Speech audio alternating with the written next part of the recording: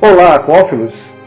Continuando com a história de vida dos peixes de água doce, neste episódio irei falar sobre os osteoglossiformes, tomando como apoio o nosso gigante pirarucu.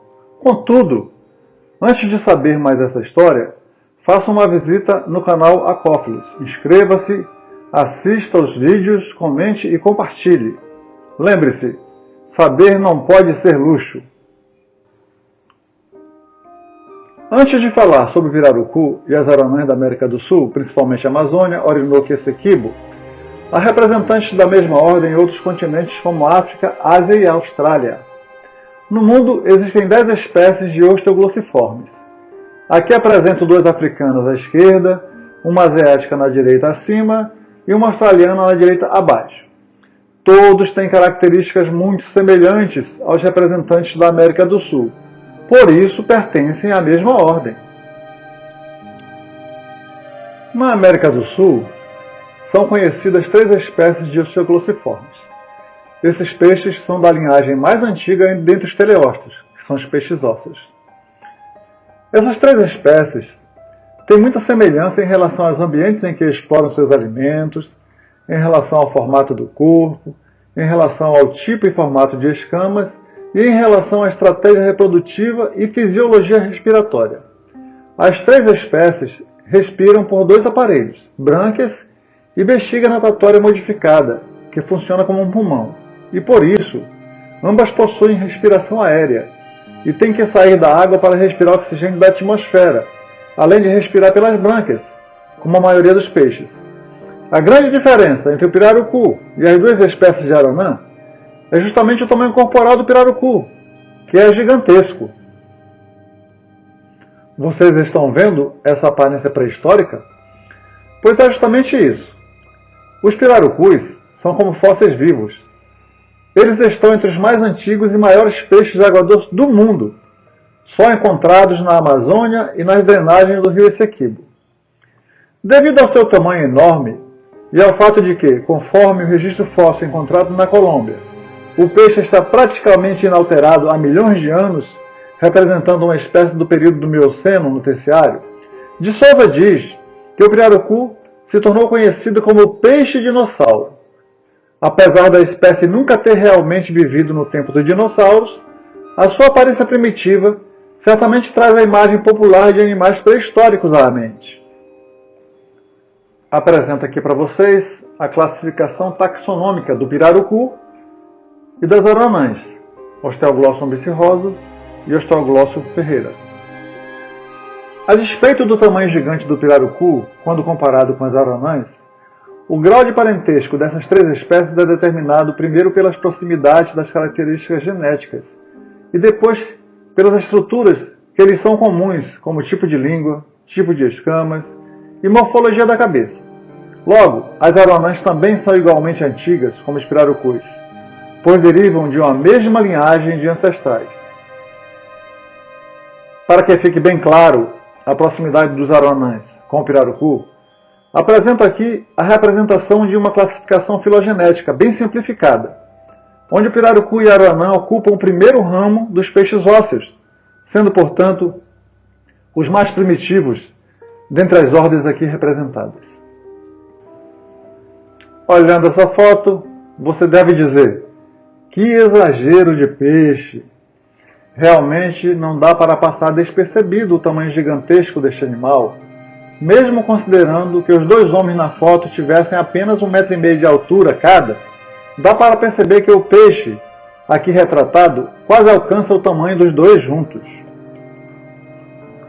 Essas fotos mostram a língua de um pirarucu, as escamas de um pirarucu separadamente, e a formação das escamas do pirarucu sobre a pele. Tanto o pirarucu quanto as aranãs possuem uma língua óssea, e é justamente essa característica que denomina a ordem Osteoglossiformes, que significa língua em forma de osso. Esta língua ajuda a prender as presas junto a um palato denticulado, que está no céu da boca. Os povos da Amazônia utilizam a língua do pirarucu e as suas escamas de várias formas. A língua do pirarucu é utilizada como se fosse um ralo que serve para ralar bastões de guaraná e bastões de chocolate. E as escamas são utilizadas principalmente para a confecção de artesanatos, como cortinas, brincos e também como lixas para as unhas. A estrutura dessas escamas é tão perfeita como forma de sustentação e resistência que existem alguns projetos que visam entendê-la e copiá-la para sua utilização na construção de artefatos de proteção na indústria e na construção civil. Vamos falar um pouquinho sobre a reprodução do pirarucu? Primeiro, o casal cuida do ninho. A fêmea desova e os dois se revezam cuidando do ninho. Depois o macho cuida da cria. Eles ficam sobre a sua cabeça, nadando na projeção da cabeça, de modo a obter os alimentos no meio ambiente.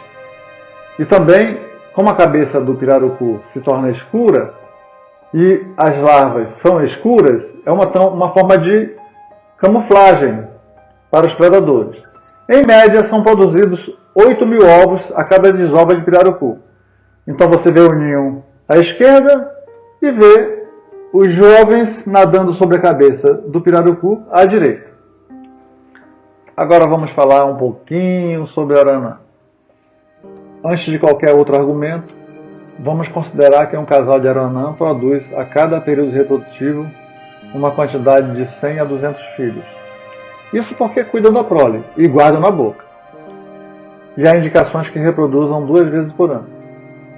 Na época da reprodução, esses peixes são mais propensos às capturas, por estarem protegendo suas crias. O comportamento de cuidado da prole indica que geralmente são monogâmicos, mas já foi mostrado que uma ninhada pode ser cuidada por um macho que não seja o pai. Um aspecto muito importante, que raramente é levado em consideração, é o fato de que a captura dos machos no período de cuidado da prole pode significar a retirada de 101 a 201 aranãs da natureza. Aqui nessas fotos, você observa o tamanho e a cor desses vitelos, que é a mesma cor dos ovos.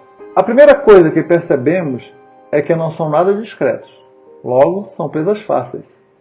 Em resumo, quando o macho de aranã é capturado, isso representa a morte de seus filhos direta ou indiretamente. Seria difícil escaparem aos predadores com essas formas e cores tão vibrantes. Agora vamos falar da aranã preta, da qual se retira os filhotes, principalmente para exportação. Se pensarmos bem, dá empate. Mata-se o macho para retirar os filhotes, e a diferença é que, quando se exporta os filhotes, eles terão mais chances de sobrevivência. Mas não elimina o fato de se estar influenciando na reposição do estoque pesqueiro natural. Em outras palavras, há um grande déficit no recrutamento dos aranãs em geral, quando eles são capturados nas fases reprodutivas das espécies. Essa é uma grande diferença em relação ao pirarucu. Os pirarucus também cuidam da sua prole, e os machos os cuidam também por um grande período de tempo. Porém, a captura do pirarucu que esteja cuidando da prole pode não ser tão fatal para a mesma quanto o é para a prole da aranã. Além de que os pirarucus produzem em média em torno de 8.000 filhotes em cada período de desova. Embora o aranã represente em torno de 3 a 4% do total de peixes desembarcados em 9 municípios do estado do Amazonas entre 2001 e 2004, dados do IBAMA, isto é, há 20 anos atrás, essa porcentagem pode indicar algo bem preocupante, pois normalmente a maior captura desses peixes se dá na época das águas baixas, quando eles ficam isolados em pequenos lagos ou grandes poças d'água. É bem provável que grande parte das capturas seja sobre adultos que estão terminando de maturar suas gônadas, para desovarem em uma época seguinte à de enchente dos rios. A história da pesca do pirarucu é muito parecida com o que ocorreu contando aqui. Antes da utilização do gelo para a conservação de sua carne, o pirarucu era salgado para ser comercializado ou tinha que ser comercializado ainda fresco. Com a utilização do gelo e das redes de pesca, houve uma corrida desenfreada na captura desses peixes, de modo a pôr em risco a manutenção da população nos rios da Amazônia. Embora tenham sido criadas regras pelos órgãos de fiscalização e controle da pesca, isso não foi possível. Então começaram a surgir decretos que impediam a comercialização desses peixes no período de enchente dos rios, época em que a espécie faz os seus ninhos para a desova. Mesmo com o alongamento do período de captura e proibição da comercialização dos peixes nos mercados e feiras das grandes cidades da Amazônia, não havia muita eficiência no controle da pesca, pois eram vendidos clandestinamente, assim como fazem hoje, mas com menor intensidade.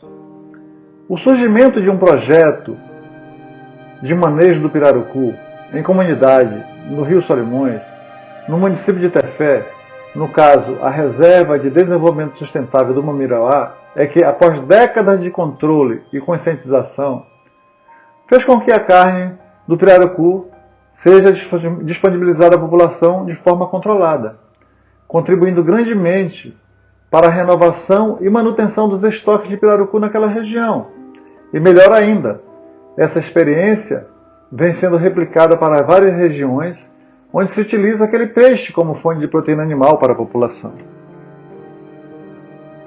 Agora vamos falar um pouquinho sobre a comercialização da carne do pirarucu.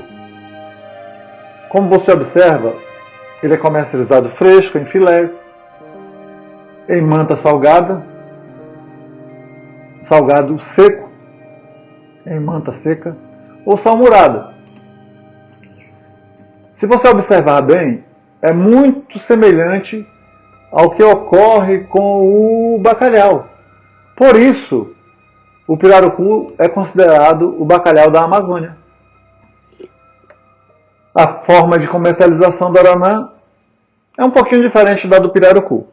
Primeiro, que raramente o aranã é vendido em filés. Geralmente, quando você compra o aranã nas feiras e nos mercados, você os compra inteiros. A única coisa que os feirantes fazem é retirar as escamas e retirar as vísceras, mas normalmente a aranã é comercializada inteira. Como é hábito, deixo aqui alguma literatura básica sobre essas espécies. É importante que você as leia. É um pouquinho escasso a literatura sobre essas espécies de Australorsiformes. Mas se você quiser saber mais, você pode começar por essas e procurar outras futuramente. Espero que você tenha gostado. Lembramos que tudo que nós falamos aqui são apenas resumos. Você pode se aprofundar muito mais. Lembre-se que saber não pode ser luxo. Então, se você gostou, curta, comente, compartilhe e não esqueça de se inscrever no nosso canal. Muito obrigado e até a próxima!